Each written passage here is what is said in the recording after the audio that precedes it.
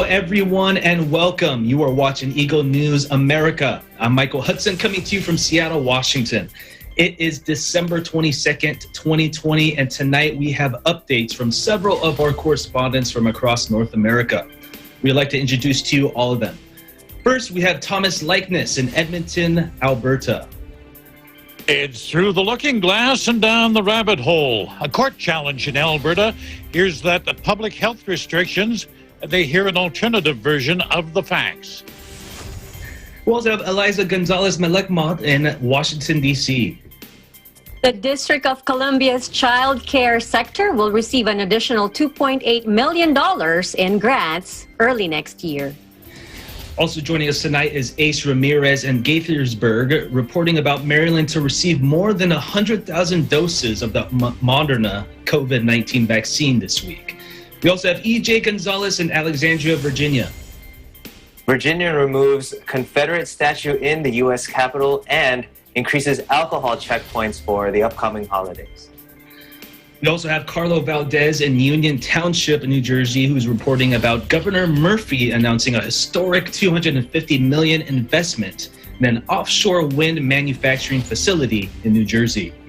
Julie Anson-Bulan also joins us from Lancaster, California. Los Angeles Health Department announces that hospitals are over capacity throughout the county and strongly advises Angelenos to not gather outside their immediate household during this holiday season. Angel Membrere in Sacramento tells us about these alternative care sites opening to alleviate stress on the hospital system in California amid a virus infection surge. For business news, Bobby Soriano reports about GDP growth being revised upward after the coronavirus relief bill is passed and Apple advancing plans to develop the iCar. Plus, in EBC Sports, we have Tenny Samagi in New York. Bucks True Holiday donates remainder of NBA salary to American Black-owned businesses and nonprofit organizations. And still in sports, Melissa Podes reports about Mavericks Boban Marjanovic speaking on his playful relationship with Luka Doncic. And for tonight's virtual roundtable, Winter and Five Senses. When you think of it, what do you see, hear, smell, taste, and feel? Our coverage begins now. First, an overview of today's COVID-19 numbers. According to the Coronavirus Resource Center of Johns Hopkins University in Medicine, as of 6 p.m. Eastern Time Monday, December 22nd, 2020, the number of cases of COVID-19 reported worldwide is now more than 77,556,000. Top three on the list of countries with recorded cases. We have the United States, more than 18,570,000. India, more than 10,075,000. Brazil, more than 7,263,000. Sadly, this virus has now already claimed more than 1,706,000 lives worldwide. Top three countries with the most number of COVID-19 related deaths are the United States, more than 319,000, Brazil, more than 187,000, and India, more than 146,000. The United Nations on Tuesday appealed for $156 million to help the tens of thousands of refugees who have fled fighting in Ethiopia's Tigray, again requesting full humanitarian access to the conflict-hit northern region. UN Rights Chief Michelle Bachelet said her office had received numerous allegations of rights abuses during weeks of fierce fighting that followed Ethiopia's government launching a military offensive against Tigray's dissident leaders on November 4th. Bachelet said in a statement those abuses included, and I quote, artillery strikes on populated areas, the deliberate targeting of civilians, extrajudicial killings, and widespread looting, and I end quote. The UN Refugee Agency released a separate statement on Tuesday calling for urgent funding to address a full-scale humanitarian emergency sparked by the conflict. It said that over the last 6 weeks, more than 52,000 refugees have fled Tigray to a remote area in neighboring Sudan. That number does not include the 96,000 refugees who were already in Tigray before the fighting started and had been feared to be running low on food. UN spokesman Andrej Mahecic said that the $156 million requested by the UN, along with 30 humanitarian partners, would allow aid to continue during the first half of 2021. Take a look. Releasing, together with 30 humanitarian partners, an urgent appeal for $156 million to support refugees fleeing Ethiopia's Tigray crisis. The requested funds are needed to meet the critical humanitarian needs of Ethiopian refugees fleeing the conflict in Tigray throughout the first half of 2021.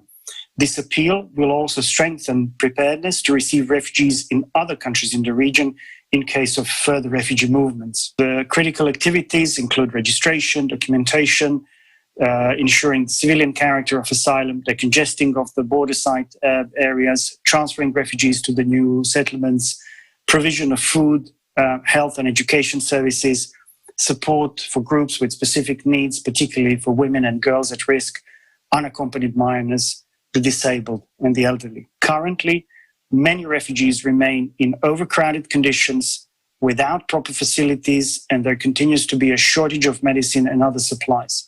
We have seen a huge demand for family tracing and reunification, education, and for child-friendly spaces and nutritional programs. Only 30%, which is 46 million, of the requested funds have been received so far. Meanwhile, Tehran warned not to seek to provoke tension after the U.S. accused pro-Iran factions of being involved in an attack near the U.S. embassy in Iraq. Take a look. حمله به اماکن دیپلماتیک و اماکن مسکونی مردوده و قابل قبول نیست، اما واقعا نوع این حمله و زمانش و بعد بعدتر از اون بیانیه‌ای که وزیر خارجه ایالات متحده صادر کرده نشون میده خیلی مشکوکه، که زمانش مشکوکه و مهمتر از همه اینه که انگاری بیانیه‌ای رو از قبل آماده کرده بودن که منتشر کنن که من قویاً اون اظهارات وزیر خارجه رژیم ایالات متحده رو محکوم میکنم. من فکر میکنم که دولت عراق حتماً با جدیت بر اساس وظیفه‌ای که داره مطمئنم که مسببین و عاملین رو پیدا خواهد کرد. به رژیم ایالات متحده هم هشدار میدم که به دنبال آتش افروزی و به دنبال متشنج کردن اوضاع در این روزها نباشه. Mexico's President Andrés Manuel López Obrador said there will be no conflict with the new government led by Mr. Biden. Take a look. Se va a respetar nuestra soberanía, como nosotros vamos a respetar la soberanía del gobierno de Estados Unidos. Él tiene claro que se debe de apoyar a los países de Centroamérica y a México, sobre todo a estados del sur-sureste del país, para que haya desarrollo, atender el fenómeno migratorio, dando opciones, oportunidades de empleo. Considero que va a ser muy buena la relación en ese sentido. No tenemos ningún problema y no va a haber ningún conflicto con el nuevo gobierno que encabece el señor Biden. The country's top infectious disease specialist, Anthony Fauci, received his COVID-19 vaccine on Monday, along with other senior officials and 6 healthcare workers at a live-streamed event at the National Institutes of Health, or NIH. Fauci rolled up his left shirt sleeve and said he was taking the shot as a symbol to the rest of the country, that he feels extreme confidence in the safety and the efficacy of this vaccine. Take a look. As important, or more important, is as a symbol to the rest of the country that I feel extreme confidence in the safety and the efficacy of this vaccine, and I want to encourage everyone who has the opportunity to get vaccinated so that we could have a veil of protection over this country that would end this pandemic. 79-year-old Fauci, who continues to practice as a physician, who was among the first Americans to receive injections developed by Moderna and the NIH's National Institute of Allergies and Infectious Diseases, or NIAID, which he has led since 1984. NIH Director Francis Collins and Health Secretary Alex Azar also received their vaccinations at the ceremony. That I have absolute and complete confidence in the integrity and the independence of the processes used by the FDA to approve these vaccines, that I have complete confidence in the safety and efficacy of these vaccines, and I am just so grateful to NIH and Moderna and all the participants in Operation Warp Speed for bringing us to this point where now we can see the light at the end of the tunnel from this dark period. So thank you. Thank you. Getting this vaccine is more or less just like any other vaccine we receive. We have to follow the right mask wearing and social distancing precautions today. But otherwise, this is just like NIH healthcare workers or HHS employees getting their annual flu shot. Now let's head over to Canada. A pair of Calgary lawyers argued in court that the province's public health restrictions are violating people's rights and demand that these be thrown out for the sake of saving the holidays. Let's find out from Alberta Bureau Chief Thomas I. Likeness, my favorite Canadian, if the judge agreed or decided otherwise. Thomas, how are you doing tonight? Doing good. Good to see you back here, Michael, in the big chair. Well, you know, Lewis Carroll, the 19th century author of books like Alice in Wonderland and Through the Looking Glass, in kind of bizarre worlds that he created, he'd love these guys. I'm referring to a pair of Calgary lawyers who spent a few hours in court yesterday. They're arguing that Alberta's public health restrictions are unnecessary and simply an infringement on people's constitutional rights.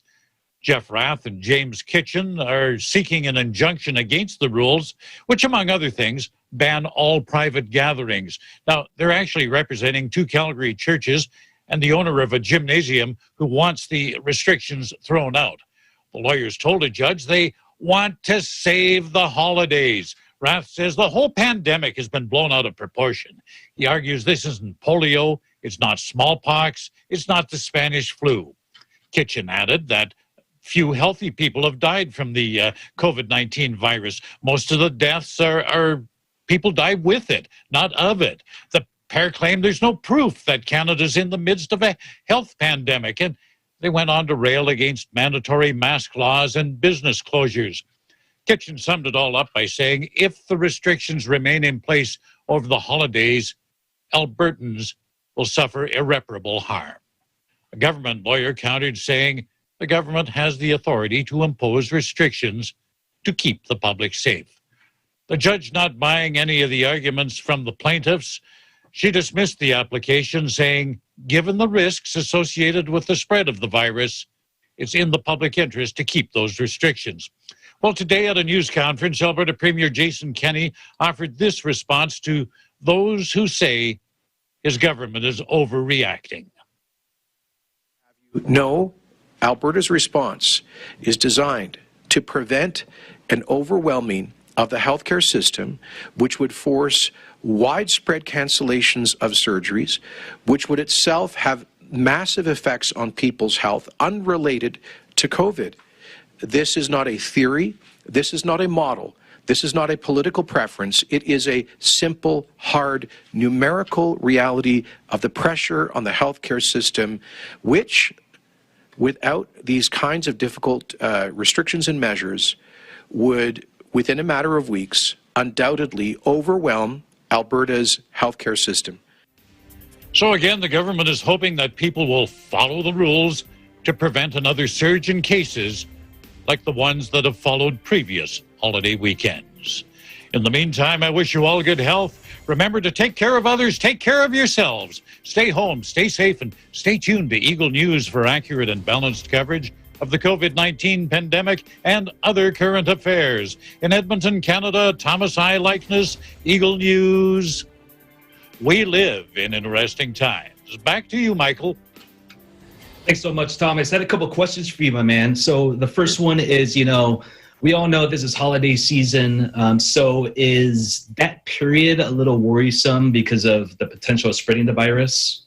Yeah, people are worried. And I think in your country as well as ours, we see a growing number of people who just plan to defy the restrictions and recommendations. They're going to travel. They're going to visit with family. They're probably going to be exposed or expose their friends and relatives to the virus. They want things to be like they used to be. You know, and they're just too impatient, too immature to wait for the situation to improve.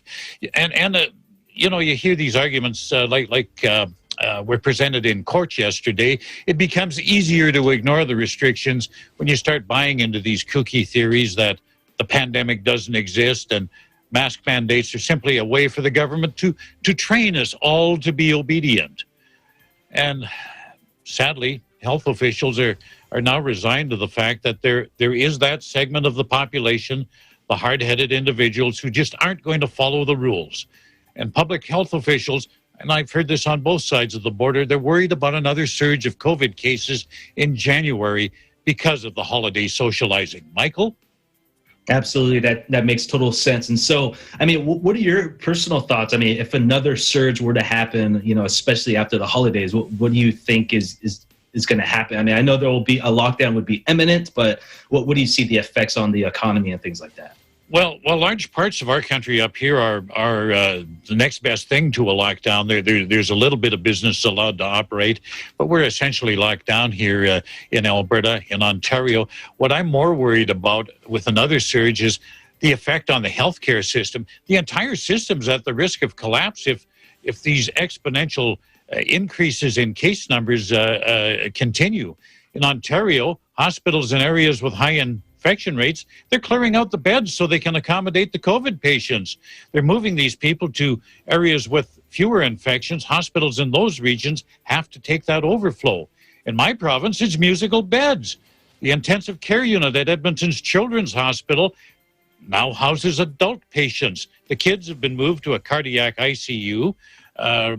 Obstetric beds are being cleared out so that regular medical and surgical patients can be accommodated there, so we can free up, again, more beds for COVID patients. Going into January with the number of patients we've got now in hospital and adding to it, it's going to be a disaster. One other thing, and this comes from the president of the Alberta Medical Association, the collateral damage caused by the pandemic. Dr. Paul Boucher says mental health is deteriorating, and even worse, people are avoiding or delaying visits to the doctor. And what this means is some serious diseases that could be treated successfully with an early diagnosis, they're just going unnoticed, and it's not going to end well. All in all, flouting the public health restrictions could lead to a secondary crisis because, as well as the pandemic, we wouldn't have the ability to care for sick people, whether they have COVID or another health issue, and then we get into the whole area of rationing healthcare. Michael? Man, oh man, it's a mess. So hopefully, everybody heeds the call, they follow the protocols, and we can get through this as quickly and as cleanly as possible. Thanks so much, Tom. Stay safe. You too, Michael. Up next, reports from Washington, D.C., Gaithersburg, Maryland, and Alexandria, Virginia. Eagle News America continues right after this.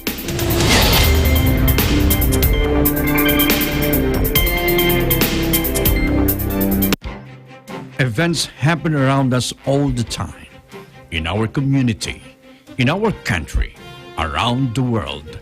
Events that affect people, move communities, or simply inspire us. Interesting events that people need to know. In these interesting times, we continue to be a competent partner in delivering news about these events. Fast, accurate, balanced. Eagle News, because we live in interesting times.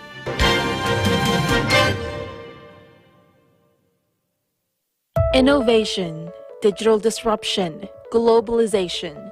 Startups, micro, small, and medium enterprises, as well as large corporations, all face interesting challenges in the market today. Peek into the world of exciting opportunities and partnerships to drive growth with the latest business news and information. We are open for business. Join the conversations to create a more vibrant environment for entrepreneurship. Catch Open for Business every Saturday from 5 to 6 p.m. Open for Business, from vision to action.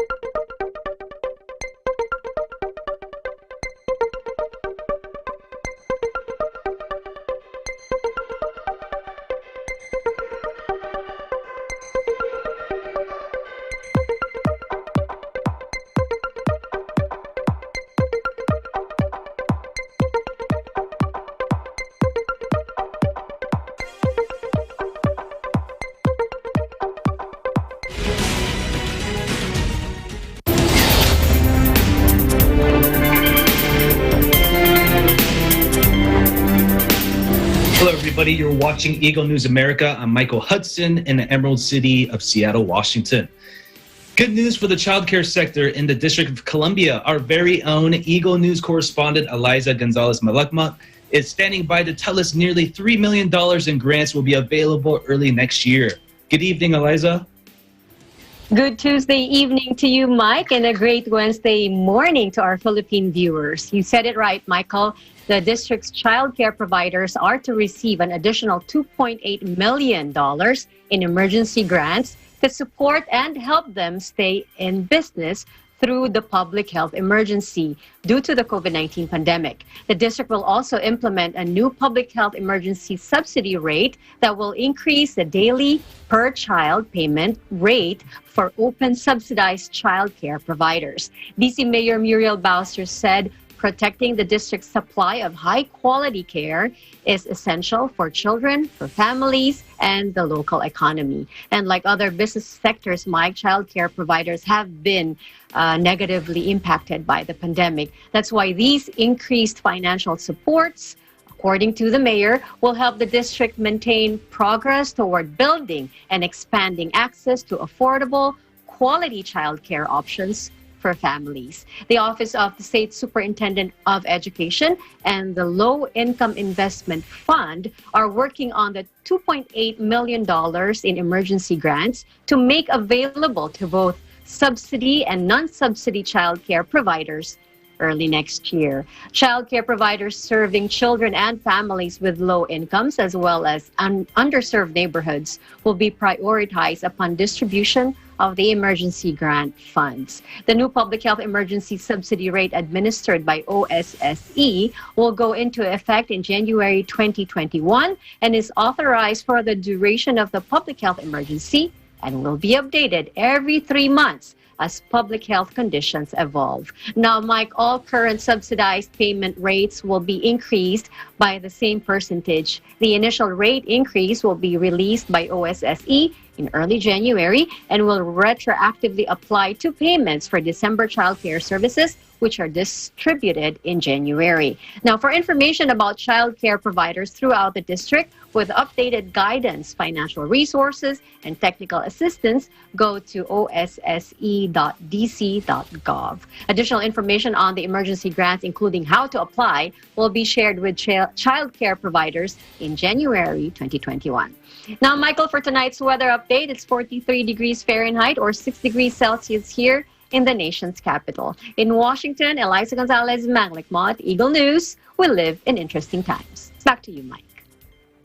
Thank you so much, Eliza. Quick question. So you mentioned the subsidized childcare programs. Can you give us a little bit more information on that?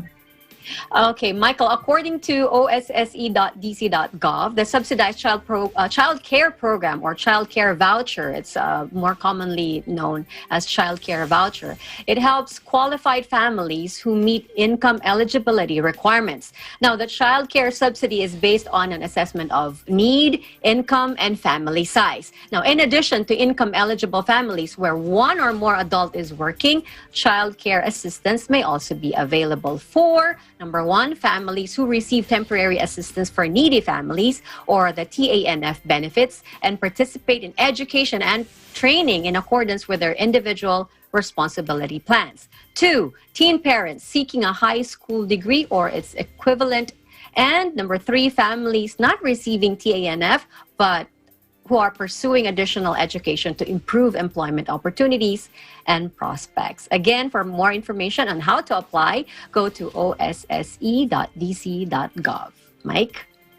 Really appreciate the report, Eliza. Please stay safe out there and warm. We'll talk to you soon. You too. More good news. In Maryland, more than 100,000 doses of the Moderna, the COVID-19 vaccine, more than 36,000 of Pfizer's will arrive this week.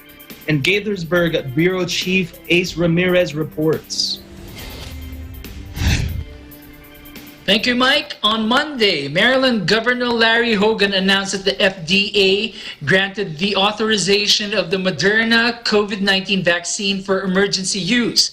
This week, the state will receive more than 104,000 doses of Moderna's and more than 36,000 of Pfizer's. At present, the total allotment of Maryland includes over 191,000 total doses of the Pfizer and Moderna vaccines. Maryland is currently in Phase 1A, the first phase of the state's vaccination plan. Maryland's vaccination plan is divided into 4 phases, 1A, 1B, 2, and 3. Phase 1A is to cover healthcare workers, residents and staff of long-term care facilities, and first responders. Phase 1B includes people with high risk of severe COVID-19 illness. Phase 2 involves people in critical essential infrastructure roles and those who are at moderately higher risk. Finally, Phase 3 includes the general population. As for frontline healthcare workers, the distribution of doses is determined on the Maryland Health Association's report on each hospital's total number of high-risk staff. By the end of this week, it's expected about 90% of the state's healthcare workers will have a vaccine reserved for them. The remaining will be covered by the allocations next week. Every nursing home and assisted living facility in Maryland have been registered by state health officials for vaccinations with the help of CDC's Pharmacy Partnership for Long-Term Care program.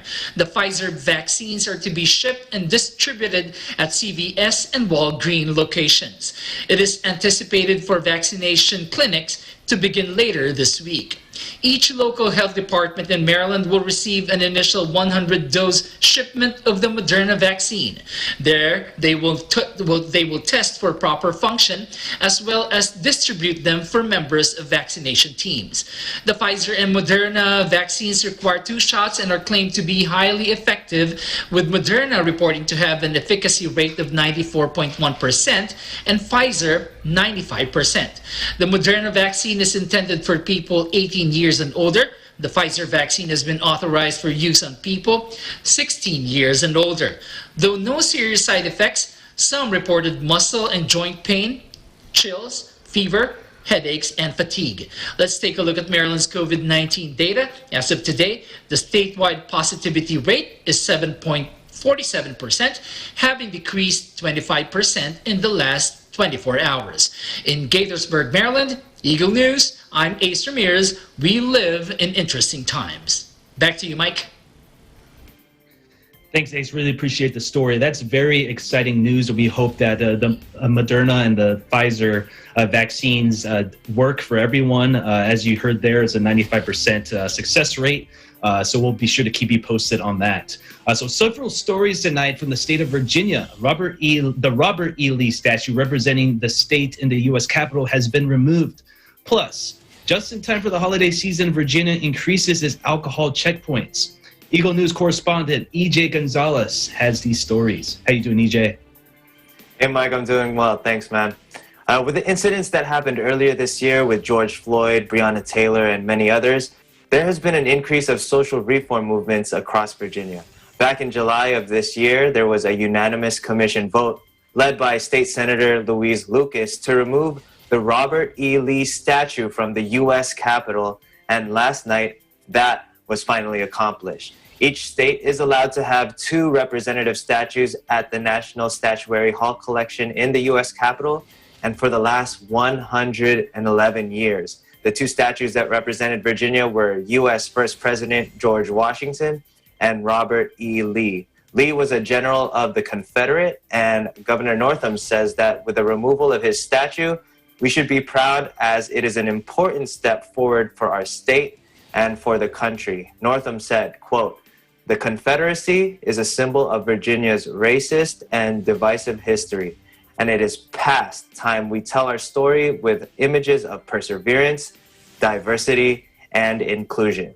Just within the past 2 weeks, the Virginia Commission decided to replace the statue with Barbara Rose Johns, who was a civil rights icon who led a protest back in 1951 as a 16-year-old to dispute the overcrowded and second-rate conditions of all Black schools compared to the white students at a nearby high school. Historians consider John's protest a pivotal movement that sparked the movement of desegregation in America. Governor Northam hopes that the statue and learning the contributions of Barbara Johns would encourage young women of color to create positive change in their communities, just like she did. And with the holidays coming up, Virginia will be increasing statewide checkpoints to combat alcohol-related traffic fatalities.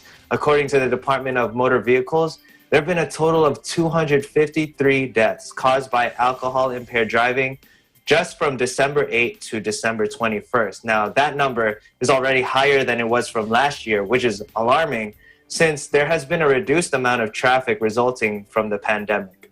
Local and state law enforcement have partnered up with the National Highway Traffic Safety Administration and will have 100 sobriety checkpoints throughout the state and over 700 saturation patrols.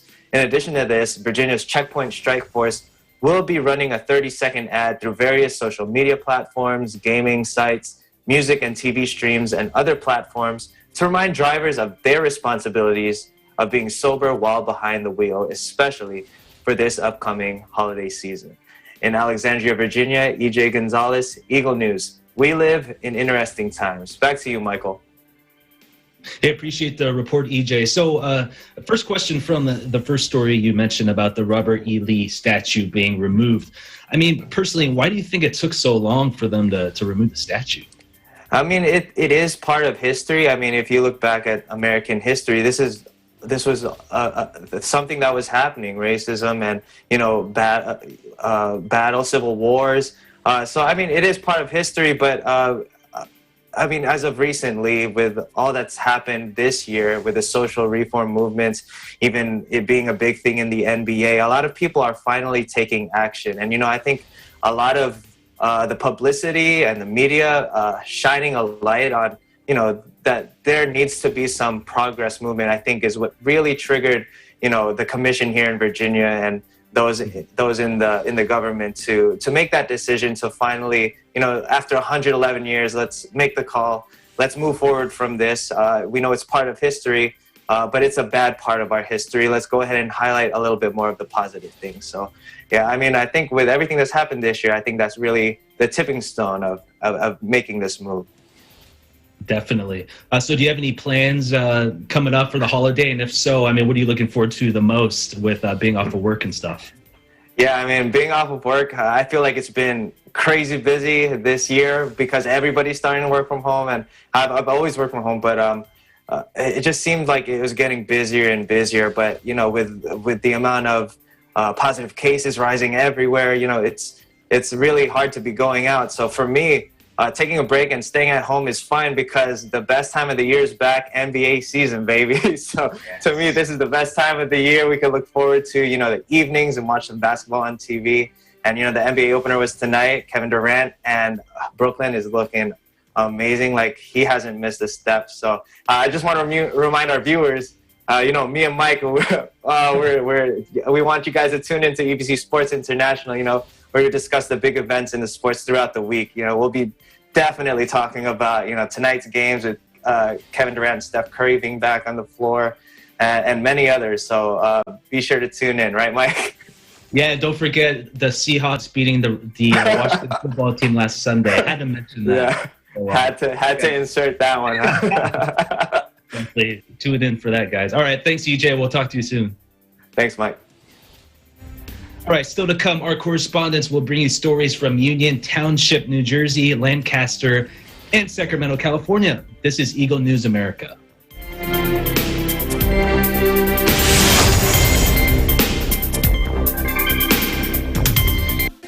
Factual. We have to defeat the virus everywhere.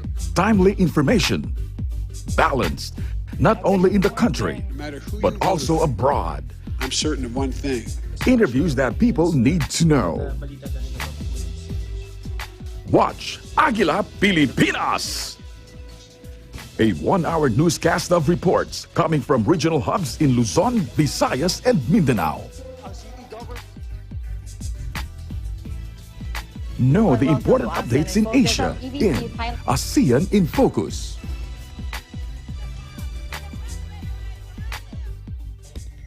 Track the latest stories in the provinces in Aguila Provincia.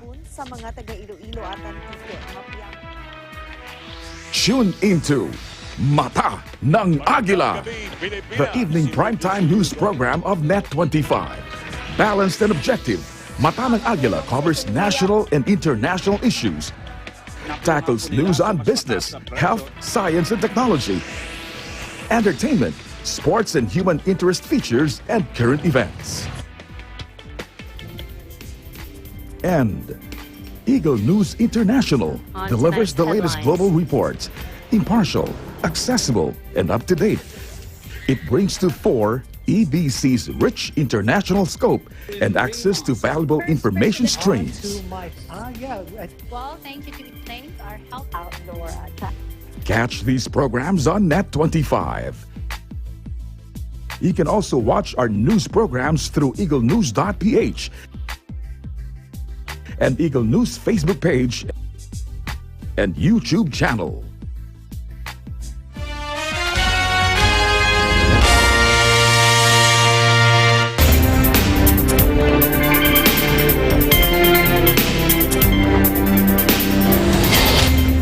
Hey everybody, this is Eagle News America. I'm Michael Hudson in Seattle, Washington. Now let's head over to New Jersey, where a historic $250 million are being invested in a wind manufacturing facility. Bureau Chief Carlo Valdez has the details.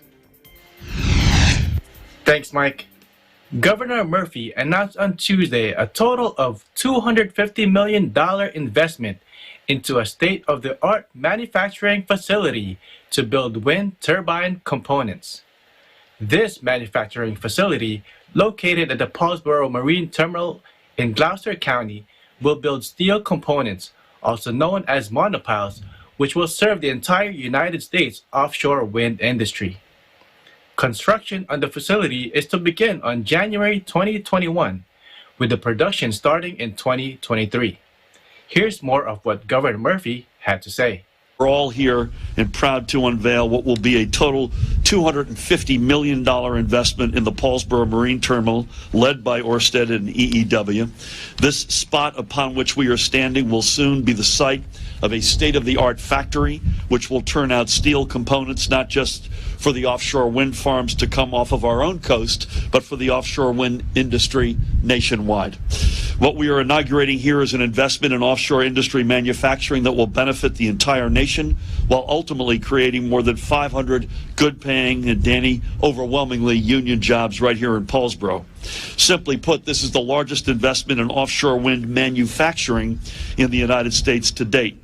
And when partnered with the New Jersey wind port taking shape a number of miles down the road, and the 1,500 jobs that are being created there, the impact of the offshore industry on our state will be huge, and it's got global significance. And as for coronavirus stats and numbers, New Jersey reports of 4,686 new positive COVID-19 cases, pushing the total to 440,366. Sadly, New Jersey is reporting 104 new COVID-19 deaths, pushing the total to 16,418 lives lost. In Union Township, New Jersey, Carlo Valdez, Eagle News. We live in interesting times. Back to you, Mike. Sounds like a pretty exciting investment project going on in New Jersey. So we'll be sure to keep you posted as that project continues in its construction. Hospitals in Los Angeles County are filled to capacity, prompting the health department to plead Angelenos for their cooperation to not gather outside their immediate household, especially in these coming weeks, the holidays. And Lancaster Eagle News correspondent Julie Ann Subulan joins us tonight. Julie, what's the grim scenario in the hospitals right there right now? Thank you, Mike.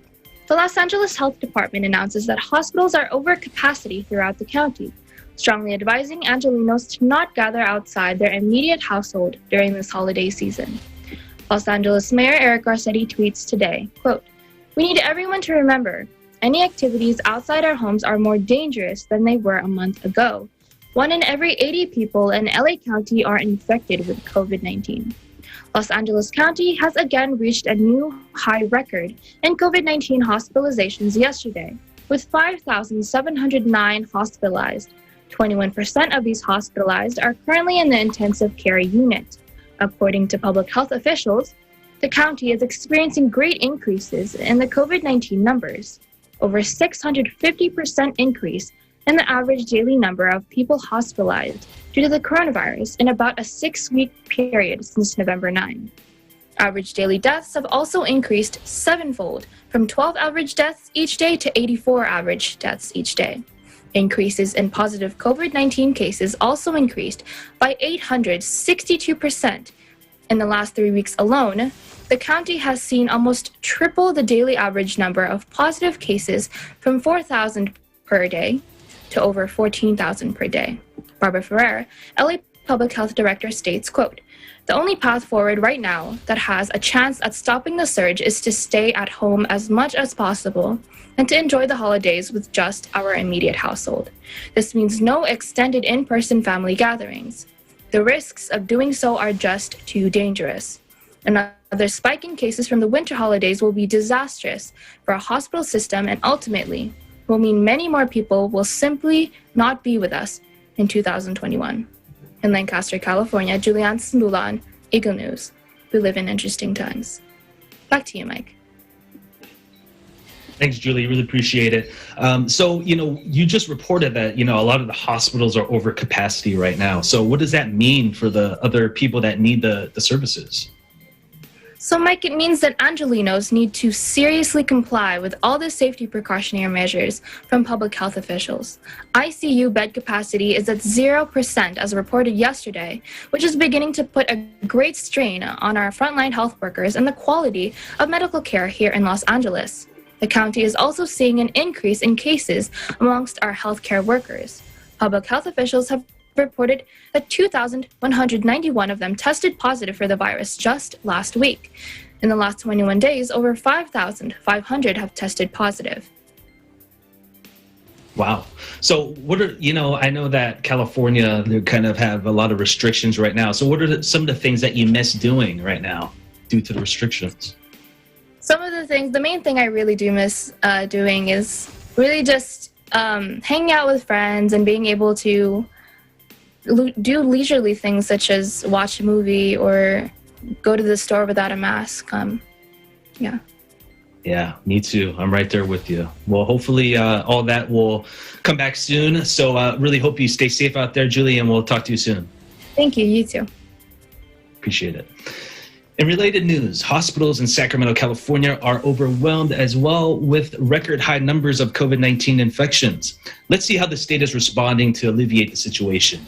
Bureau Chief Angel Membrere reports. Thank you. As cases continue to rise, particularly in Sacramento County, Governor Newsom explains how the Sleep Train Arena in Sacramento, California is currently being utilized to alleviate the impact hospital systems have. Let's listen. So I'm back here at the Sleep Train Arena, one of the alternative care sites that we stood up recently. We actually just taken in 17 COVID positive patients. This was a facility we identified many, many months ago as a critical site if indeed we experience what we now are experiencing, and that is a third wave, a surge in this pandemic. We have to decompress our hospital system, and this provides support, it provides beds.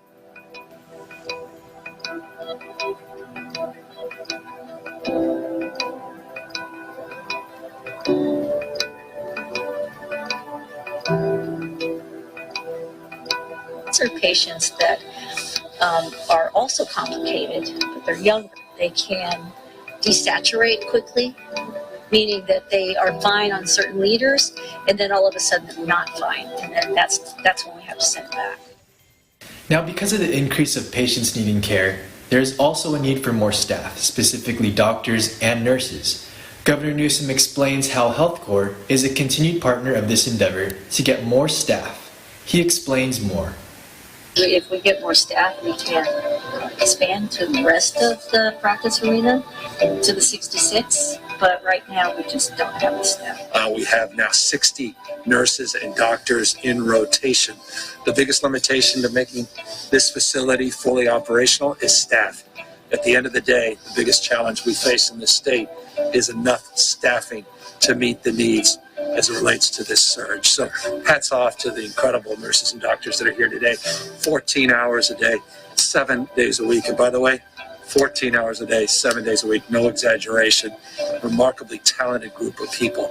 But we can use more folks, and want to just encourage you, if you know someone that's recently retired or someone that has a particular expertise, we have a group of folks that are working through Health Corps, a program we established a number of months ago. In fact, this facility is staffed with Health Corps members, meaning people that have joined our Health Corps that have either recently retired or have a particular skill set, and they're offering for temporary purposes their services during this extraordinary surge. You can go to the covid19.ca.gov website and learn more about Health Corps.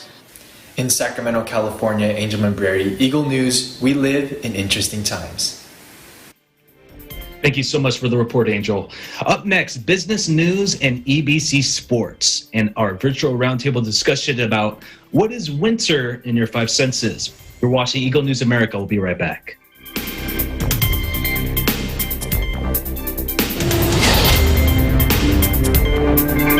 Mga mahalagang pangyayari na naganap di lamang sa bansa, kundi maging sa iba't ibang panig ng mundo, ating balikan sa Pilipinas 2020. Tinutukan ng Eagle News Team sa iba't ibang sulok ng bansa, pati na sa ipayong dagat. Pilipinas 2020. Hatid sa inyo ng Net25, Radyo Agila, Eagle News.ph at ng Eagle News Live. Pilipinas 2020. Abangan!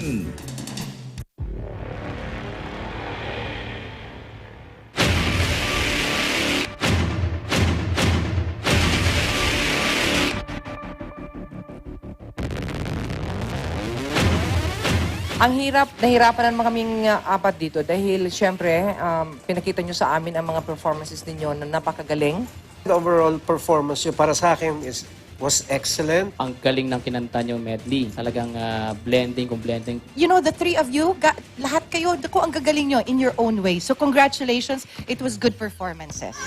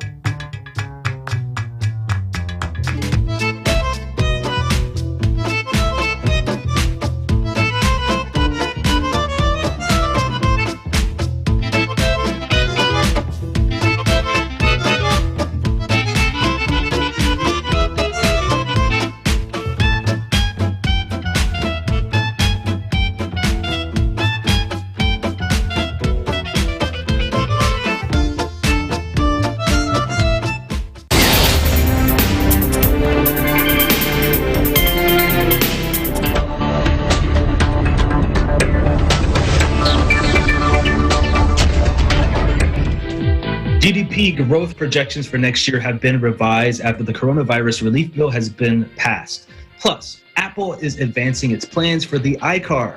In New York, business news correspondent Bobby Soriano files this report. Good evening. U.S. markets have closed. Here are your latest business headlines. Economists have increased their growth projections for 2021, but only slightly and not until the latter half of the year.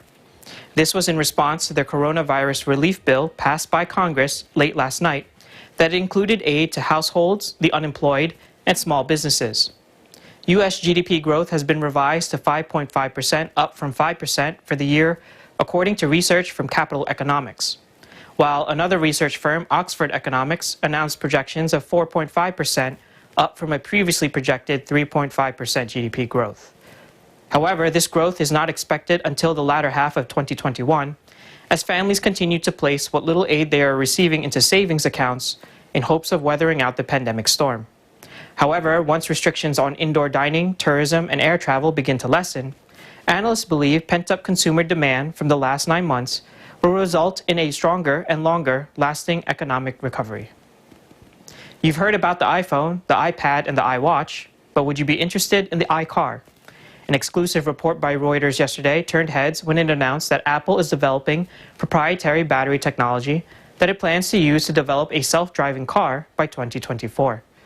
Wall Street, however, was having mixed reviews to the news. Analysts from Morgan Stanley believe Apple to be a formidable competitor to Tesla's dominance in the self-driving market, as the company's focus on technology puts them at an advantage over longtime participants in the car industry, such as Ford and Honda. However, analysts from Citi remain skeptical, noting that profit margins for cars are much smaller than that of product lines that Apple currently enjoys, due to the amount of capital that will be required to build and maintain an automotive line. Regardless of Apple's motives, the announcement was not completely surprising, as other tech companies such as Google and China's Baidu have announced their own plans to develop a presence in the fast-changing landscape of the automotive industry. U.S. indices continue to show high volatility due to last night's announcement of the coronavirus relief package and growing concern over the latest outbreaks in Europe. Reporting from New York, Bobby Soriano, EBC News, we live in interesting times.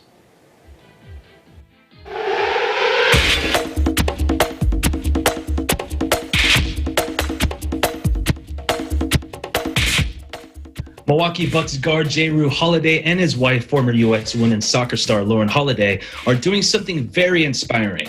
During this time of the pandemic, they're reaching out and helping small businesses and nonprofit organizations. How much help are they giving? Let's find out. Tenny Samagi has the details. How you doing, Tenny?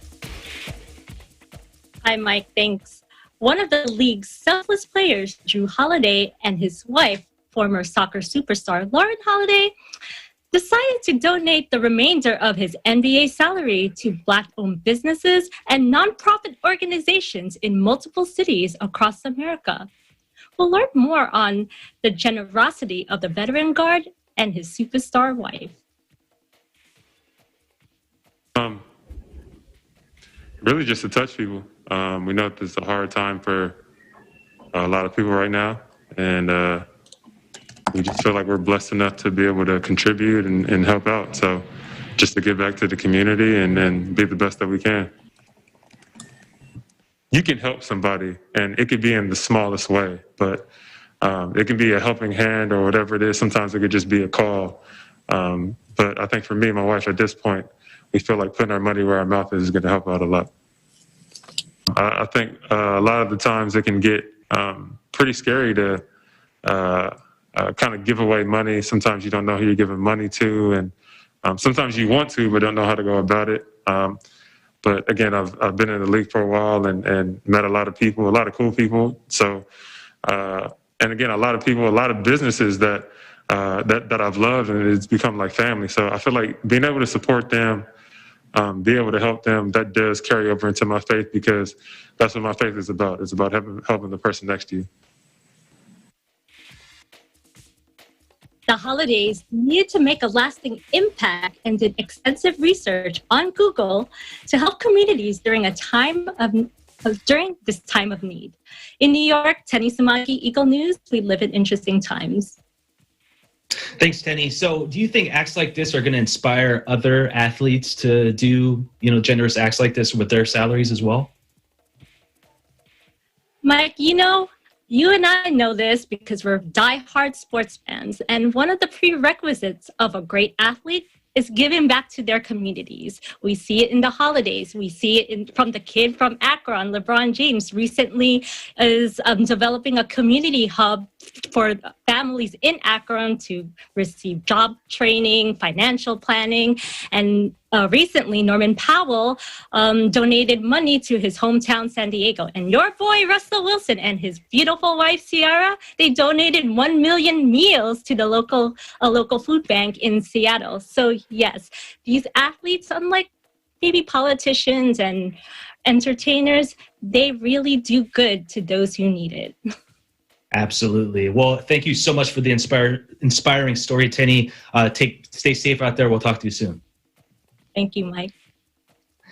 Many successful NBA duos have a good relationship on and off the court, such as the case with Dallas Mavericks' Boban Marjanovic and Luka Doncic. And Florida Melissa Podez has the details. The NBA's most lovable player, Dallas Mavericks center Boban Marjanovic, is unlike the villainous character he played opposite Keanu Reeves in John Wick, Chapter 3, Parabellum. Known for his vibrant personality on and off the court, Marjanovic looks forward to more slapstick comedy with his sidekick, Mavs star point guard Luka Doncic. You know, we like Dumb and Dumber. No, no. But you guys guess who is who. Hey, it's a joke on the side. I think just our personality, it's like it's fun on the other side. We have like how I say on beginning before that, we have so much fun together. It's just like this like small detail on a video. Like if you guys like every time it does, it'd be like a wow. Like you will laugh 24/7. But you know, it's cool when we have that media we can show how like people like really like enjoy in the job what we're doing, and we every time looking forward to wake up every morning. You know, like yeah, I can practice today. I'm so exciting. I try to teach that my kids in good way. I hope so. And this is like this because we have so much fun because like I think we kids in the heart and we love to do what we do, and we have fun playing together. The Mavs start their season on the road in Phoenix against the Suns on Wednesday. In Orlando, Florida, Melissa Potas, Eagle News. We live in interesting times. Thanks so much, Melissa. As always, we end the program with a salute to our healthcare workers, first responders, and essential workers. All of you out there on the front line, let's give them a round of applause. We appreciate you very much. So that's today's Eagle News America. Thank you for joining us. I'm Michael Hudson. We live in interesting times.